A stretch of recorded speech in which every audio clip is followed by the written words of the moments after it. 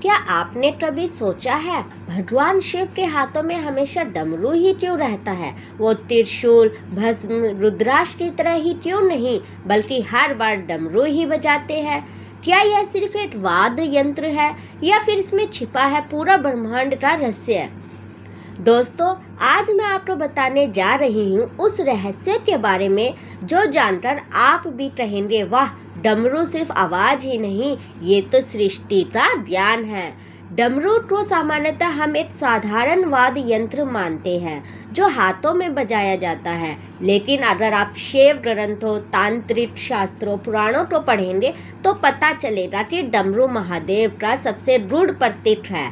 डमरू 3 चीजों का प्रतिनिधित्व करता है: सर्जन यानी क्रिएशन यानी इस ब्रह्मांड की शुरुआत, विनाश यानी हर चीज का अंत, संतुलन यानी दोनों चीजों के बीच वह अद्भुत संतुलन जिससे पूरी सृष्टि चलती है। डमरू के एक सिरे से शुरू होती है सृष्टि, वो बीज, वो जो जन्म लेता है, फैलता है और विकसित होता है, और दूसरे सिरे पर है विनाश यानी वह पल जब हर चीज अपने मूल में लौट आती है, और इन दोनों सिरों के बीच जो वाइब्रेशन होता है वही संतुलन है जो हर जीव, हर तत्व और हर ऊर्जा को जोड़कर रखता है। शास्त्र कहते हैं जब महादेव तांडव करते हैं तो ब्रह्मांड कांप उठता है। उस समय उनके हाथों में डमरू होता है। वो डमरू केवल एक यंत्र नहीं होता, वह ब्रह्मांडीय ध्वनि का स्रोत होता है। महादेव जब डमरू बजाते हैं तो उससे निकलने वाली ध्वनि कोई साधारण आवाज नहीं होती, वह वही ध्वनि होती है जिससे ओंकार उत्पन्न होता है, और ओंकार से ही सृष्टि का आरंभ होता है। आपने सुना होगा नाद ब्रह्मा, इसका मतलब है ब्रह्मांड नाद है, और वह नाद यानी ध्वनि सबसे पहले डमरू से ही फूटी। यही कारण है कि संस्कृति के 14 महेश्वर सूत्र जो पूरी व्याकरण का आधार है, वह भी डमरू की ध्वनियों से ही उत्पन्न हुआ। यानी यह केवल धार्मिक नहीं बल्कि भाषा, ध्वनि और विज्ञान की जड़ भी है। अब जरा सोचिए, हमारी जिंदगी में भी तो डमरू ही है। हम जन्म लेते हैं, यह सर्जन हुआ। हम बड़े होते हैं, संघर्ष करते हैं, प्रेम करते हैं, यह संतुलन हुआ, और एक दिन शरीर छोड़ देते हैं, यह हुआ विनाश। लेकिन क्या सच में विनाश अंत है? नहीं। जैसा कि शास्त्र कहते हैं, जहाँ आरंभ होता है अंत भी वहीं होता है।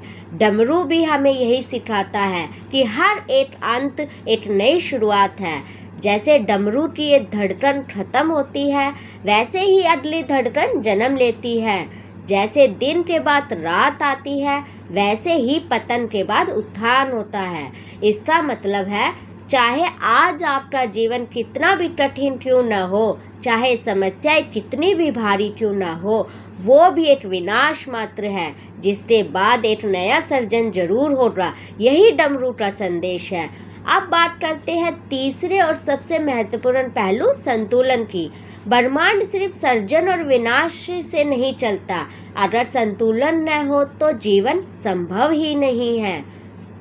उदाहरण के लिए दिन और रात दोनों जरूरी है।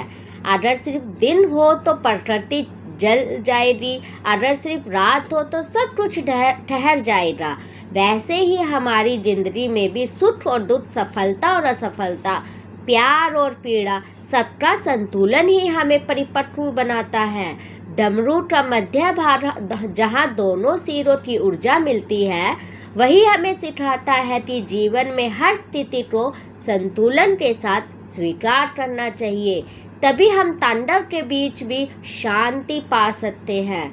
डमरू हमें यह भी सिखाता है कि हम हर बार जब गिरे तो याद रखें, गिरना विनाश नहीं, नए सर्जन की तैयारी है। हर बार जब कोई रिश्ता खत्म हो, कोई सपना टूटे, कोई रास्ता बंद हो जाए, तो जान लीजिए कि ये है अंत नहीं बल्कि अगली शुरुआत का संकेत है। और सबसे सुंदर बात यह है कि जैसे डमरू की आवाज महादेव के तांडव को गति देती है, वैसे ही आपका साहस और धैर्य आपकी जिंदगी को नई दिशा दे सकता है। डमरू हमें डरने नहीं, चलने की प्रेरणा देता है।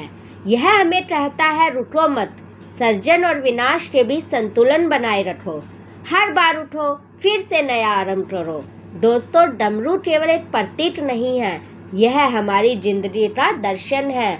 यह हमें बताता है कि जीवन का असली जादू किसी एक तरफ नहीं, बल्कि उस बीच में छिपा है, जहाँ सर्जन और विनाश मिलकर संतुलन बनाते हैं। तो आज एक वादा करें, अब से हर गिरावट को अंत नहीं, बल्कि अगली उड़ान की शुरुआत समझेंगे। हर कठिनाई को ब्रह्मांड का संकेत मानेंगे कि कुछ बड़ा आने वाला है।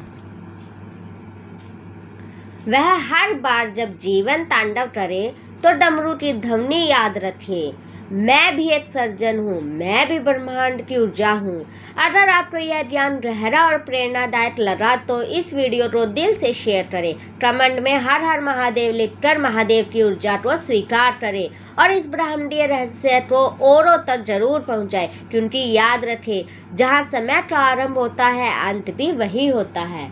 हर हर